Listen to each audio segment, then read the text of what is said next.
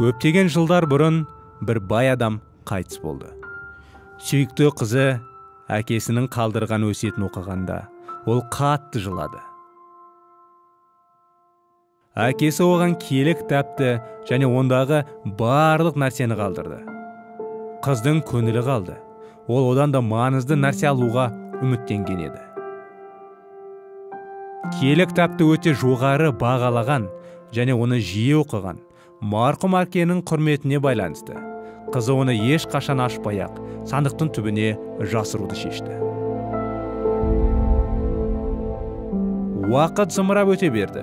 Өкінішке орай қыздың өмірі сәтсіз болды. Ол мұқтаж болып, күнделікті қиындықтар мен аурулардан зардап шеккен, күн сайын өсіп келе жатқан тағдырдың құбылыстарына күн сайын қиналып қарсы тұрып жүрді. Міне, бір күні бақытсыз, науқас әйел әкесінің киелі кітабын есіне түсіріп, одан кем дегенде жұбаныш табуға үміттеніп, сандықтан кітап алуға шешім қабылдады. Киелі кітапты ашқан кезде, ол беттерінің арасында үлкен сомаға банк шоттары табылған кезде, оның таңданысы қандай болды? Әйел өз көзіне әрең сенді. Көптеген жылдар бойы кедейлікте өмір сүріп, тіпті оның үйінде қандай байлық сақталып жатқанын білмеді.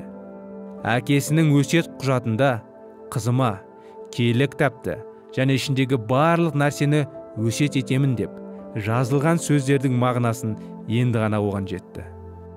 Алла тағала өзінің қасиетті кітабының беттерінде адамдарға баға жетпес мұра қалдырды. Әрине сіз беттерінде доллар, евро немесе басқа бағалы қағаздар арасында таба алмайсыз.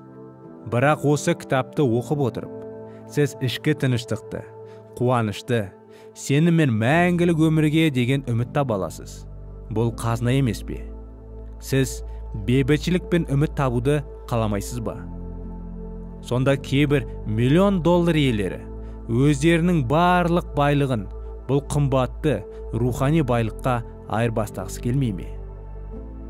Оның парақтарын ашқан сайын біз өзіміз үшін жаңа, маңызды, қажет нәрсені табамыз.